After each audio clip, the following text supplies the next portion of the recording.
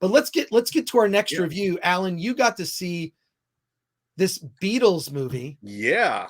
Okay. So, if you've seen the Beatles documentary on Disney Plus, this is played at the IMAX, and it's the concert section of the documentary. So they just basically took that section and put it on the IMAX screen. And, I have to say, there's such a difference between watching something on your screen, on your television at home or on your iPad, and watching it on IMAX. There's just a world of difference. Again, you could see it on your television, but here it is on the big screen, and it's the concert. I think what I enjoyed most about it is you really get a sense of why these guys liked each other and why they like performing music together. I don't want to go into the full background behind it, but this is essentially their first live performance in years, and they did it on top of the rooftop of Apple Corporation.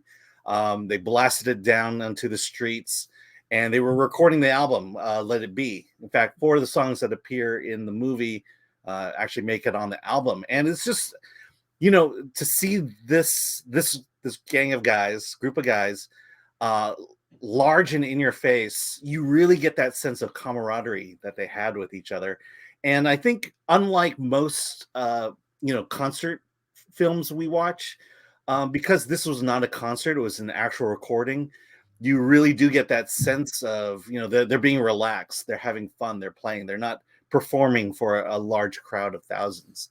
And it really translates well in IMAX. And then the sound system, I mean, you cannot beat the sound. And then if you watch, you've seen it in the documentary, but by the second song, the police have arrived. And just to see them kind of dick around with the police up until the very end is just hilarious. And just one side note, I forced my daughter to come see it. Afterwards, she said, "I hate you."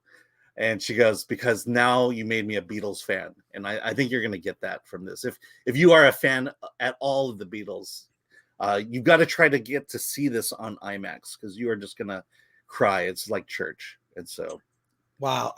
How was the IMAX? I mean, this was originally filmed, I assume, in 35 millimeter at the time originally. Yeah. Well, it was a full-blown feature. So I don't think it was, I think it was, I'm not sure what the standard was then.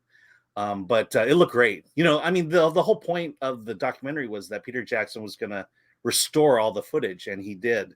And, it's clearly, it's not going to be a perfect print. It's not clear or crisp at all, but it looks pretty good. The graininess, there's a little bit of it there. I think they need to leave a little bit of the graininess to kind of, make us feel authentic.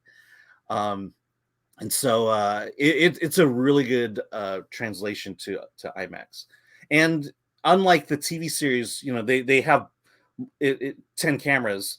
So they're doing a lot of multi-boxing, and they do shift things around for the IMAX format, which is I think something you'll get different than the television documentary. So JJ Mack has a question about sound, the sound of the Beatles. Yeah. I just want to address that. Super chat, or can you go to that chat? Yeah, I can do that. Cool. There we go.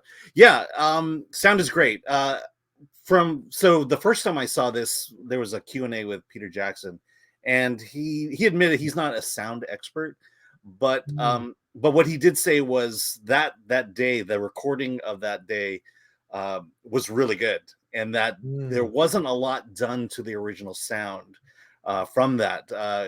Obviously 3 of the songs made it on the album, so that's how good the music was, or capturing the music. And then if you look on the rooftop, it's very windy up there, but you hear nothing regarding any sound against the mics, any wind against the mics. It was really beautiful.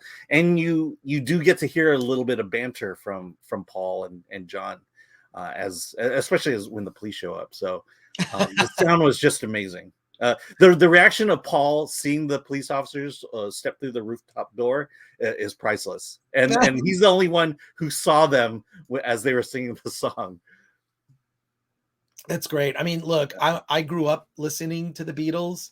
Love the Beatles. I mean, Sgt. Pepper's is the audio version of Drugs, in my opinion. It's such a great Sergeant Pepper, it's a classic. Might be one of the best. Revolver albums. is one of my favorites. Yeah, there are no bad songs in it. I even saw, please don't laugh, I saw the Bee Gees version of the Sergeant.